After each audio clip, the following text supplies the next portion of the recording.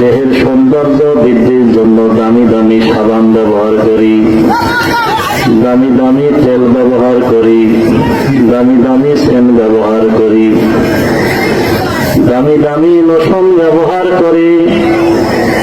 এমন একদিন আসবে ওই দেহ থেকে পচা দুর্গন্ধ বের হবে। আমার নিকটতম আত্মীয় স্বজন, এমনকি স্ত্রী ছেলে মেয়েরাও বলবে, এই পচা দুর্গন্ধ লাশকে তোমরা তাড়াতাড়ি কবরে রাখো। কিন্তু দিনরাত পরিশ্রম করে, সারাদিন অক্লান্ত পরিশ্রম করে, মাথার ঘাম পায়ে ফেলে আমি যে বাড়ি তৈরি করলাম, রুম ডেকোরেশন করলাম, আমার মৃত্যুর পর একদিনের জন্য ওই রুমে রাখবে না। আমার মৃত্যুর পর আমার জায়গা হবে মাত্র 300-400 টাকা দামের কাঠের খাটের ওপর। আমরা যে দেহকে নিয়ে মানুষের সামনে অহংকার করি, যে দেহকে মানুষের সামনে প্রদর্শন করি, বিজ্ঞান বলে এই আদরের দেহখানা যখন কবরে রাখা হবে 24 ঘন্টার মধ্যে ওই দেহের মধ্যে পেটের ভেতরে এমন কিছু পোকার সৃষ্টি হবে। ওই পোকাগুলো বায়ুপথ দিয়ে বের হবে। ওই পোকার দুর্গন্ধের কারণে অন্য অন্য পোকাগুলো চলে আসবে। 3 দিনের মধ্যে নাক পচে যাবে। 6 দিনের মধ্যে আমাদের হাতের পায়ের আঙ্গুল থেকে নখগুলো খসে খসে পড়ে যাবে। 9 দিনের মধ্যে হাতের পায়ের আঙ্গুল থেকে নখগুলো খসে যাবে। 17 দিনের মধ্যে দেহটা থেকে নারী হরিগুলা বের হয়ে যাবে। 1 মাসের মধ্যে দেহের মধ্যে এমন পতন সৃষ্টি হবে। 3 মাসের মধ্যে দেহের গোস্তগুলো পচে হাড় থেকে আলাদা হয়ে যাবে। 6 মাসের মধ্যে দেহের হাড়গুলো একটা থেকে আরেকটা, দেহের হাড়গুলো জোড়াল থেকে আলাদা হয়ে যাবে। সেদিন থেকে আমাদের ইজ্জতের মানদণ্ড শেষ হয়ে যাবে। আলহামদুলিল্লাহ,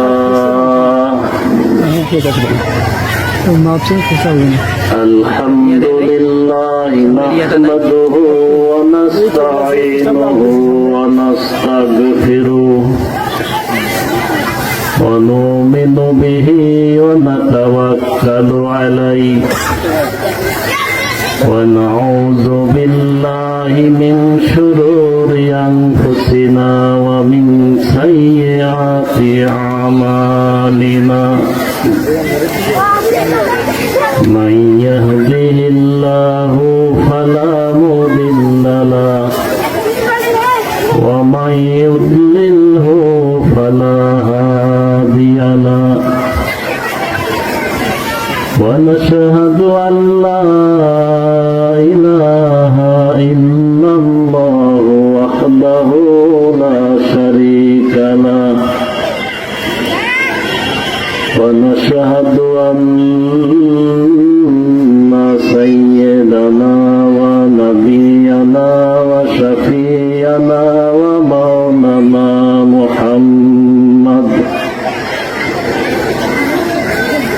ومولانا محمدا عبده ورسوله صلى الله تعالى عليه وعلى آله وأصحابه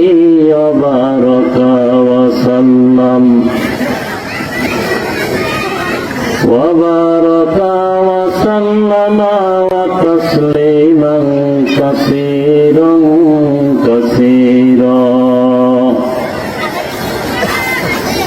أما بعد أعوذ بالله من الشيطان الرجيم بسم الله الرحمن الرحيم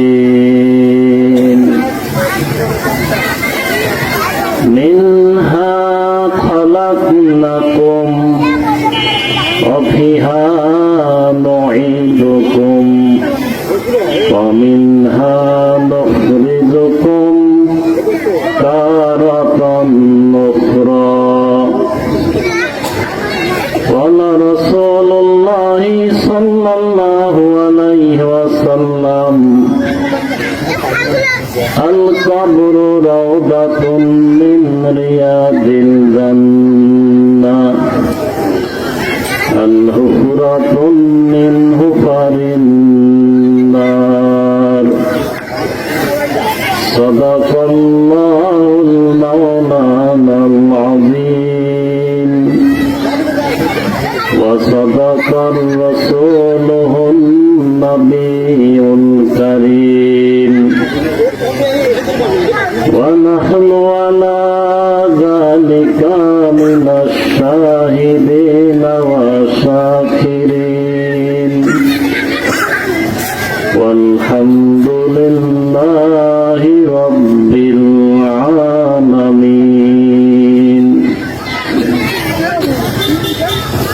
আমরা সেই মহান রবের প্রতি শুকরিয়া আদায় করি যিনি আমাদেরকে দুনিয়ার যাবতীয় গুনার কাছ থেকে বিরত রেখে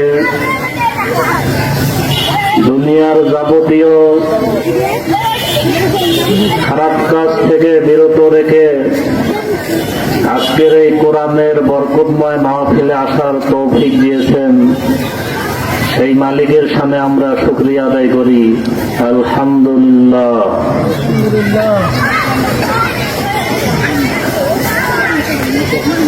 আমরা দুনিয়ার যেখানেই থাকি না কেন আমরা কিন্তু সবাই যাত্রী,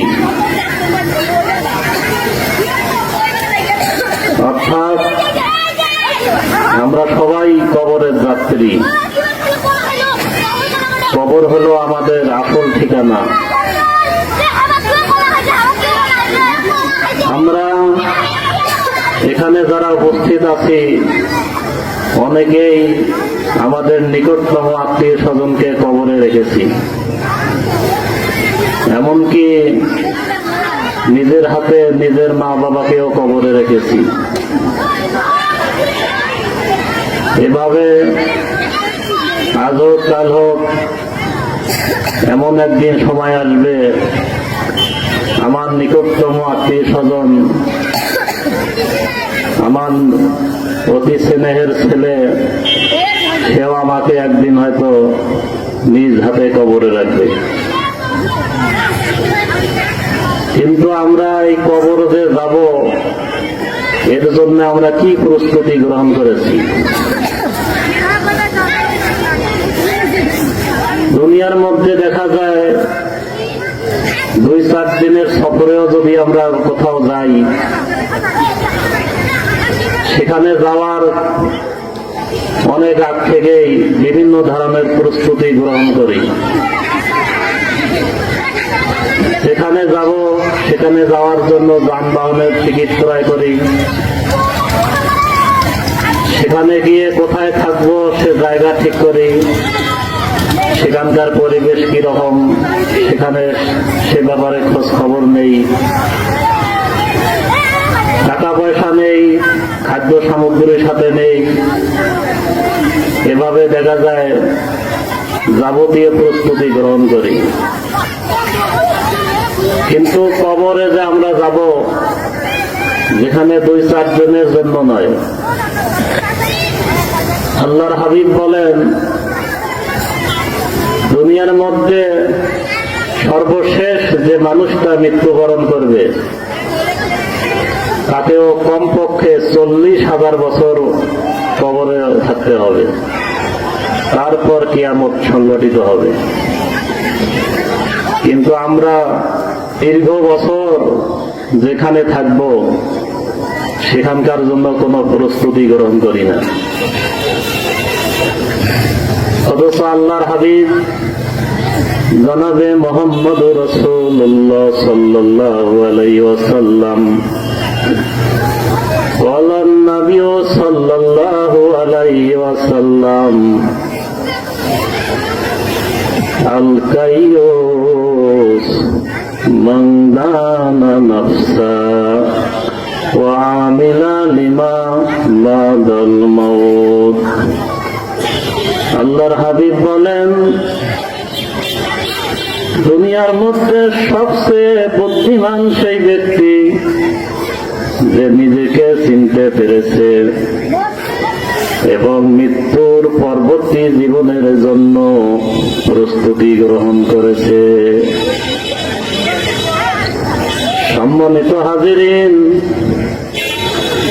আমরা দুনিয়ার মধ্যে সাধারণত বুদ্ধিমান তাকেই বলি যে মানুষকে ঠকিয়ে চিটারি বাটপারি করে সম্পদের পাহাড় গড়তে পারে। অথচ আল্লাহর হাবিব বললেন, ওই ব্যক্তি বুদ্ধিমান নয় যে মানুষকে ঠকিয়ে চিটারি বাটপারি করে সম্পদের পাহাড় গড়ে। ওই হলো দুনিয়ার মধ্যে সবচেয়ে বোকা।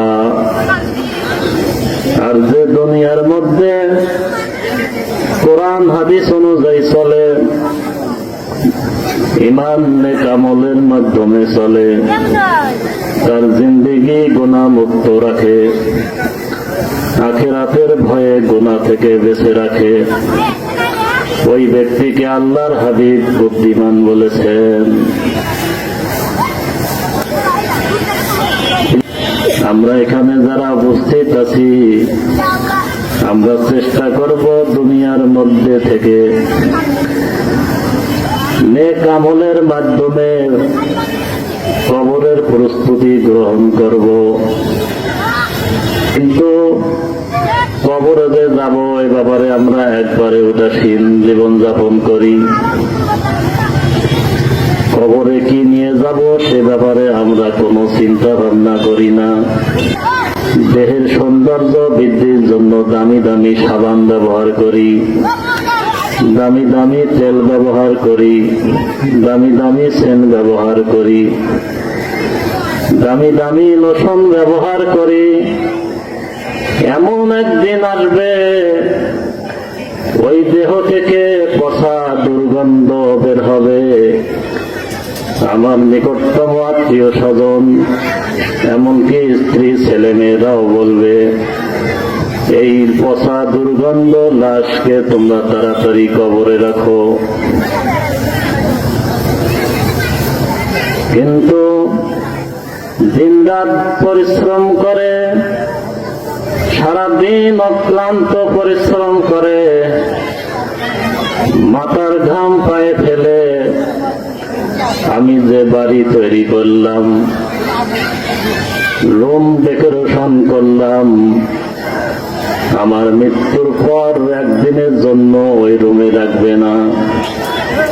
আমার মৃত্যুর পর আমার জায়গা হবে মাত্র 300-400 টাকা দামের কাঠের খাটের উপর। এজন্য নবী করিম সাল্লাল্লাহু আলাইহি ওয়াসাল্লাম বলেছেন, তোমরা দুনিয়ায় থাকতে ওই কবরের জন্য প্রস্তুতি গ্রহণ করো। আল্লাহর হাবিব সাহাবীদেরকে উদ্দেশ্য করে বলেন, কবরের দিকে তাকিয়ে বলেন, ও আমার সাহাবীরা, তোমরা ওই কবরের আযাব থেকে আল্লাহর কাছে মাফ চাও, তোমরা ওই কবরের আযাব থেকে আল্লাহর কাছে ক্ষমা চাও। কারণ কবর কেমন এক জায়গা যে কবরে কোনো দরজা নেই, জানালা নেই, ডানে মাটি বামে মাটি, সামনে মাটি পেছনে মাটি, আবার উপর থেকে মাটি দিয়ে একবারে ইনটেক করে দেওয়া হবে। আল্লাহর হাবিব বলেন, কবর এমন এক জায়গা যেখানে পোকামাকড়ের ঘর, সাপ বিচ্ছুর ঘর। এমন বিষাক্ত সাপ থাকবে, একটা নয় দুটা নয় 99টা সাপ থাকবে। আর এক একটা এমন বিষাক্ত সাপ। আল্লাহর হাবিব বলেন, দুনিয়ার কোন জায়গায় যদি ওই সাপ একবার নিঃশ্বাস ছেড়ে দিত, তাহলে পৃথিবীর সব সবুজ গাছপালা পুড়ে ছাই হয়ে যেত। কিয়ামতের পূর্ব পর্যন্ত দুনিয়ার মধ্যে আর সবুজ গাছপালা জন্মিত না। শুধু কি তাই, কবরের মধ্যে যখন লাশকে রাখা হবে, ফেরেশতা এসে সওয়াল জবাব করবে। সওয়াল জবাব যদি সঠিকভাবে উত্তর দিতে না পারে, তাহলে একজন ফেরেশতা নিযুক্ত করা হবে, যে ওই মুদ্রাকে হাতুড়ি দিয়ে পিটানো হবে। পিটানোর ফলে ওই মুদ্রা এমন জোরে চিৎকার দিবে, দুনিয়ার কোন মানুষ এবং জিন ছাড়া পৃথিবীর সব পশু পাখি শুনতে পাবে। এছাড়া আল্লাহর হাবিব বলেন, দুই দিকের মাটি এমন ভাবে চাপ দিবে, আল্লাহর হাবিব মুহাম্মদুর রাসূলুল্লাহ সাল্লাল্লাহু আলাইহি ওয়াসাল্লাম সাহাবীদের উদ্দেশ্য করে, ও আমার সাহাবীরা, আমি যেমন এক হাত আর এক হাতের ভেতরে ঢুকে দিলাম, এক হাতের আঙ্গুল আর এক হাতের আঙ্গুলের ভেতরে ঢুকে দিলাম, নাফরমানের কবরের অবস্থা এরকম হবে। দুই দিক থেকে এমন জোরে মাটি চাপা দিবে, এক পাজরের হাড় ভেদ করে আর এক পাজরের ভেতরে ঢুকে যাবে। আল্লাহর হাবিব বলেন, কবরের যে কারণে কবরের শাস্তি হবে, তার মধ্যে অন্যতম কারণ হলো পোশাক পায়খানা করার পর অপবিত্র থাকা। এরপর পরনিন্দা করা, মানুষের কুৎসা রটনা করা, এরপর সুদ খাওয়া, ব্যভিচার করা এবং মিথ্যা কথা বলা, এগুলো কারণে মানুষের কবরে আযাব হবে। আমরা যে দেহকে নিয়ে মানুষের সামনে অহংকার করি,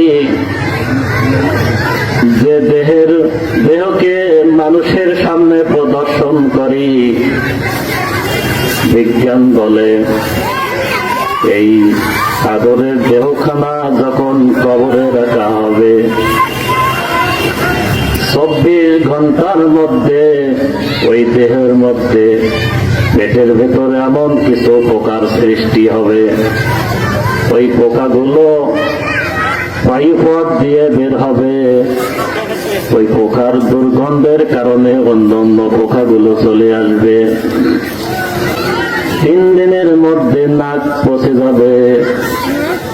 6 দিনের মধ্যে আমাদের হাতের পায়ের আঙ্গুল থেকে নখগুলো খসে খসে পড়ে যাবে। 9 দিনের মধ্যে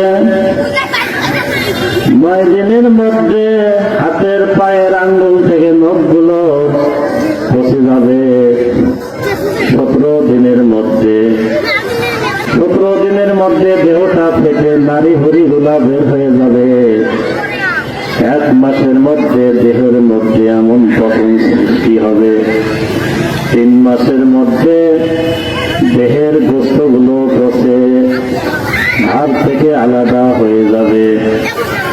6 মাসের মধ্যে দেহের হাড়গুলো একটা থেকে আরেকটা, দেহের হাড়গুলো জোড়াল থেকে আলাদা হয়ে যাবে।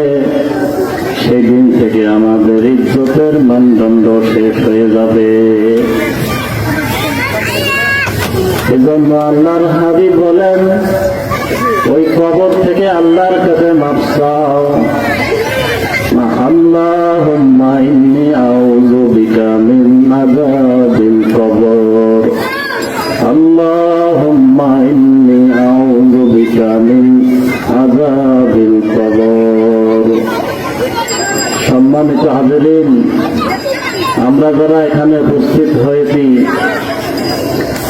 আল্লাহ পাক যেন আমাদেরকে গুনাহমুক্ত জীবন যাপন করার তৌফিক দান করেন এবং কবরের ভয়, আখিরাতের ভয় অন্তরে যেন দান করেন এবং নেক আমলের মাধ্যমে যে কোনো ইবাদত করা অবস্থায় যেন আল্লাহ পাক আমাদেরকে মৃত্যু দান করেন। এই বলে আমি আমার সংক্ষিপ্ত আলোচনা শেষ করছি। ওয়া আখিরি দাওয়ানা আনিল হামদুলিল্লাহি রাব্বিল আলামিন।